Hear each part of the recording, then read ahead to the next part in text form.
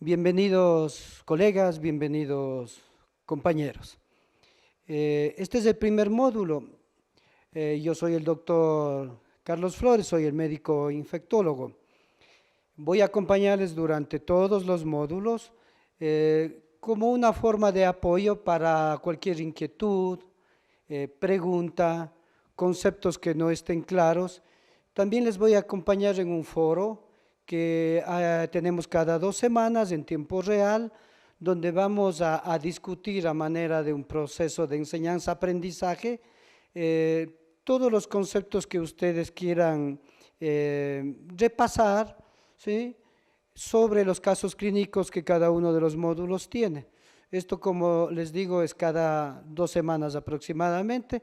En la plataforma estará el aviso. Soy el médico infectólogo y a continuación voy a darles la introducción de este primer módulo, que es la farmacocinética y farmacodinamia. ¿Por qué escogimos este primer módulo? No existe en realidad ningún profesional médico, ningún médico, ya sea general, sea un médico especialista, que no use antibióticos. Eso no existe. Todos de una u otra manera manejamos antibióticos. Los ginecólogos, los traumatólogos, oftalmólogos, neurocirujanos, médicos internistas, por darles unos pocos ejemplos, pero todos manejamos antibióticos. Por esta razón es que nosotros creemos que la solidez con la que uno debe manejar y hacer la prescripción de un antibiótico se basa en los conocimientos de la farmacocinética y farmacodinamia.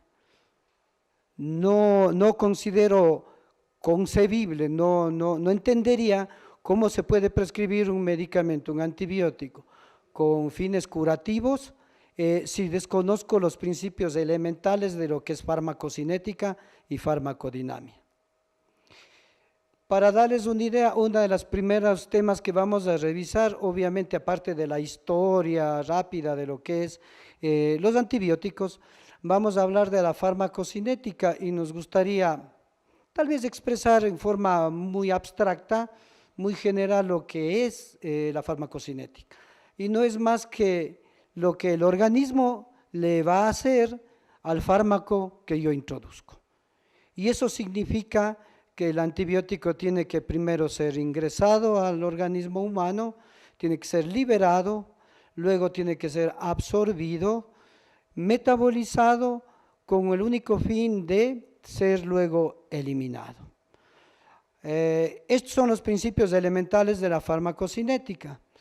En cuanto a la absorción, me gustaría comentar, la absorción es importante porque dependiendo del punto de donde ingresemos el antibiótico, si sea vía oral, rectal, subcutáneo, tópico, inhalatorio, inyectable vía venosa, ¿sí?, va a depender la forma en que tiene la absorción. Recuerden que el concepto de absorción no es más que el traslado del antibiótico desde el punto de depósito hasta ser liberado en la sangre, donde va a ser distribuido. Y esto es muy importante a considerar. Les doy un ejemplo que no es un antibiótico, pero por ejemplo el diazepam. Si yo administro en forma intramuscular, prácticamente no es absorbible el diazepam. Y así pasa con muchos otros antibióticos, que yo puedo poner vía muscular, pero tiene una biodisponibilidad muy baja. Y eso tenemos que saber. A continuación también vamos a hablar de la membrana citoplasmática de la célula de nuestro paciente. Y eso tenemos que tener muy claro.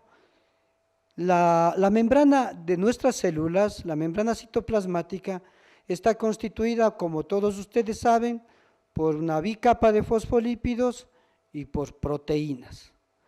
¿Por qué recalco esto? Porque tenemos que tener claro que la bicapa de fosfolípidos solo sirve para mantener la estructura de la membrana citoplasmática.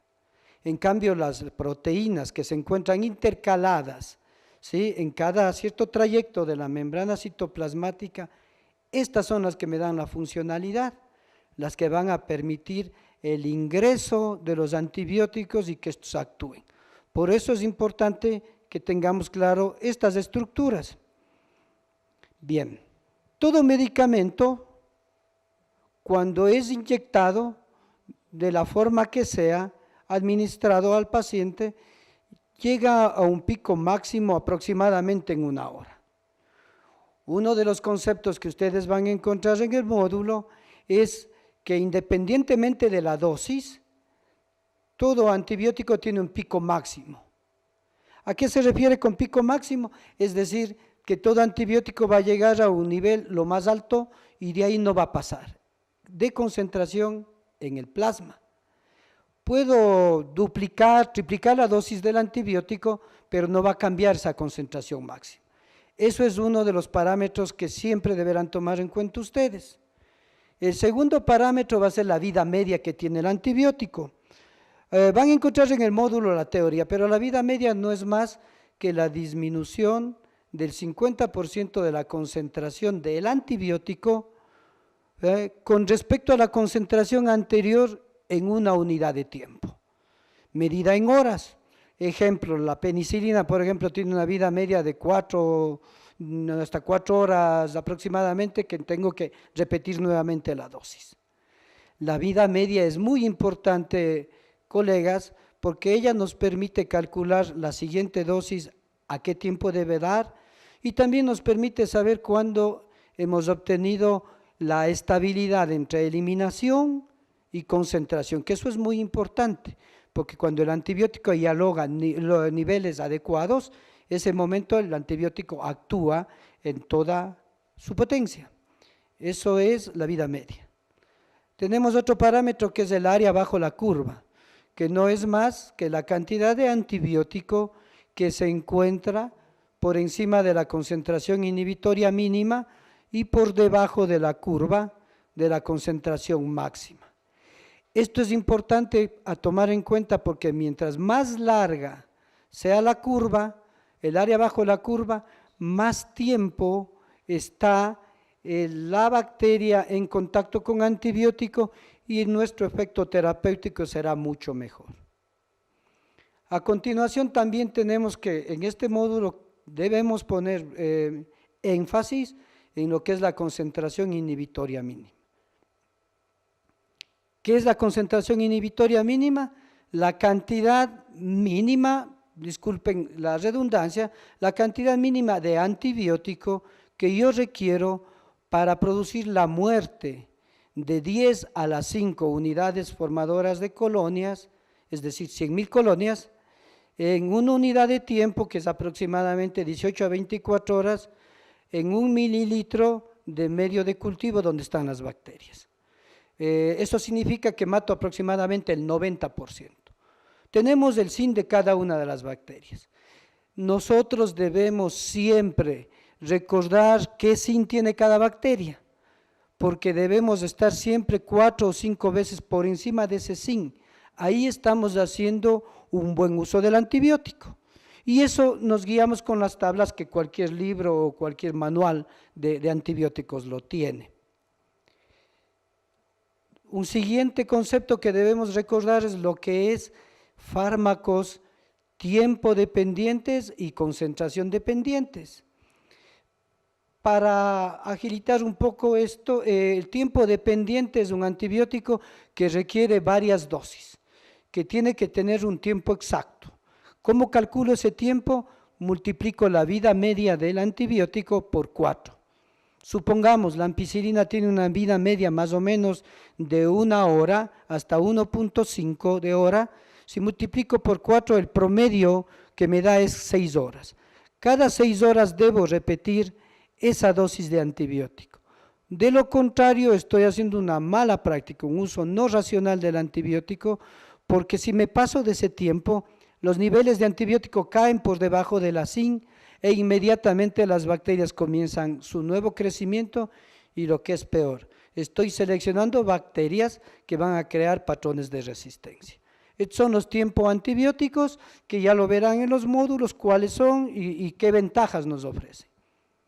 El otro gran grupo de antibióticos se llaman los concentración dependiente. Estos tienen bondades muy importantes que si sabemos reconocerlos en la teoría, lo podemos aplicar en forma práctica y van a ver que nos dan mucha utilidad. ¿Qué son concentración dependientes? Aquí no importa el tiempo, aquí importa que yo administre una dosis alta del antibiótico, ya sea vía venosa, intramuscular, logre niveles de concentración plasmática lo más altos posibles, y es en ese momento en que el antibiótico actúa como bactericida, mata muchas colonias bacterianas. No importa, escuchen bien colegas, no importa en este tipo de antibióticos si los niveles de este caen por debajo de la zinc, porque estos tienen un efecto posantibiótico, concepto que ustedes encontrarán en el módulo de qué es el concepto de efecto posantibiótico. En cuanto a lo que es falla terapéutica, que también nos gustaría que recuerden, ¿por qué no funciona el antibiótico en un paciente que está infectado? Tenemos múltiples razones. Una, que el paciente no cumple el tratamiento. Dos, que el paciente no tome a las dosis reales, es decir, cada 6 horas, cada 8 horas, cada 12 horas, o que el paciente esté tomando dosis insuficiente, cuando le corresponde 500 miligramos toma 250, o que el paciente abandone el tratamiento antes de los días especificados. Le mandamos por 7 días, 10 días, el paciente se siente mejor a los 3 días y abandona el tratamiento. Otra causa de falla terapéutica suele ser la resistencia natural que tienen ciertas bacterias a los antibióticos, y por eso debemos conocer cuál es el espectro de los antibióticos para determinado proceso infeccioso. Eso es la falla terapéutica, las razones. Y que este paciente haya recibido múltiples esquemas de este mismo antibiótico con anticipación, eso crearía selección de las bacterias y por eso hay falla terapéutica. También tenemos que recordar qué es bactericida y qué es bacteriostático. Recuerden que todo antibiótico puede ser bacteriostático o bactericida dependiendo de la dosis. Si le doy dosis bajas va a tener un efecto bacteriostático. Si a ese mismo grupo de antibióticos yo le doy una dosis mucho más alta, va a tener efecto bactericida.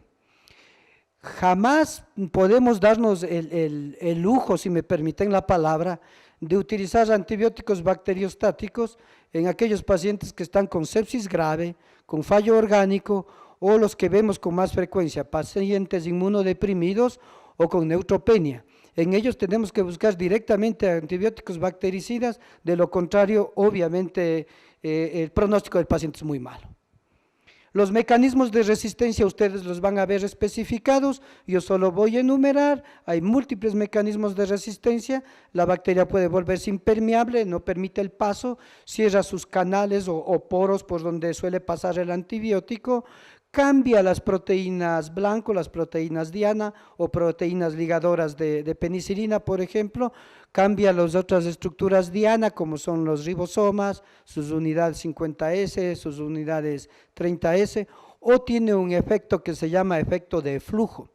Si me permiten, la bacteria recibe el antibiótico, pero bombea el antibiótico todo de nuevo hacia afuera. Mis profesores sabían decir, vomita la bacteria, permítanme esa expresión, así nos entenderemos a lo mejor de una manera más explicativa, ¿sí? Y lo último del módulo nos habla de cuándo vamos a combinar antibióticos, y solo vamos a combinar antibióticos cuando la infección es muy grave, cuando estoy en sepsis, fallo orgánico múltiple, con shock séptico, la vida del paciente está en riesgo. Cuando inicio tratamiento empírico y no tengo ni idea cuál es la bacteria, ahí junto 2 o más antibióticos. Para evitar los patrones de resistencia, ¿sí? Es otra forma, otra indicación de unir los 2 antibióticos o más, y cuando creo que 2 antibióticos van a tener efecto sinérgico. ¿Qué quiere decir sinergia? Que la suma del un antibiótico más el otro antibiótico no es 1 más 1, sino es 1 más 1, 4. Es decir, la suma del un antibiótico con el mecanismo de acción del otro antibiótico se potencian mucho. El mejor ejemplo es utilizar beta-lactámicos con aminoglicósidos, por ejemplo, porque el beta-lactámico abre la puerta, es decir, rompe la pared de la bacteria y permite que el aminoglicósido que tiene que entrar a llegar al ribosoma, entre con toda la facilidad. Por eso son muy sinérgicos y muy utilizables.